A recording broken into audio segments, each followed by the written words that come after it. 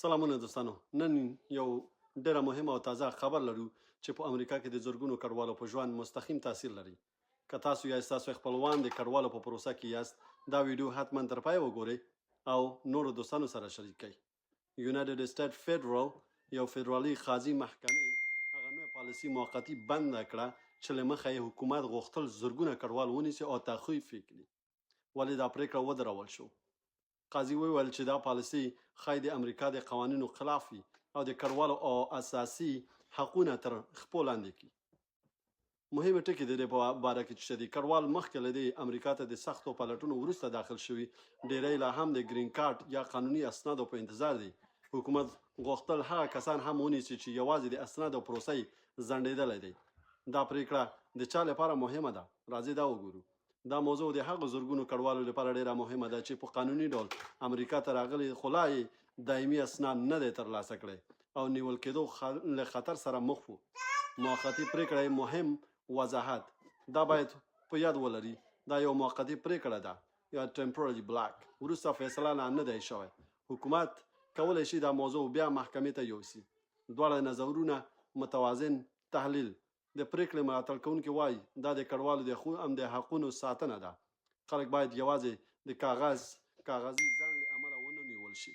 دا د انصاف او قانون واکمني ده. او بل طرف ته بیا حکومت باید د امنیت لپاره سخت قوانین ولري. هر څوک باید وکتل شي. د مهاجرت سیستم باید کنټرول شي. په ساده ژبه درته وایم چې دا موضوع د دې ترمنځ دی چې د امنیت لپاره دی مهم ګامونه پورته کوي. محکمه غواړي ډاډه ترلاسه کړي چې دواړه په توازن کې وي. که تاسو غواړئ د امریکا د کډوالو په اړه نور تازه معلومات ترلاسه کړئ، زموږ پاڼه فالو کړئ او د نورو دوستانو سره دغسې ویډیو شریک کړئ تر څو دغه حالت څخه باخبر اوسي. ځکه دا ډیره یو مهمه خبره ده. دا د هغو افغانانو لپاره ډیره مهمه ده چې هغوی په امریکا کې اوسیږي او اسناد لا تر اوسه نه دی راغلی. هغه که ګرین کارډ وي، هغه که 2 کلن کارډ وي، همداسې نور هغه اسنادونه چې دوی ورته اپلای کړی دی او فعلا اډمنسټریټیو پروسس کې دي، یعنې پروسس لاندې دي، نو دا د هغې خلکو لپاره ډیره مهمه خبره ده.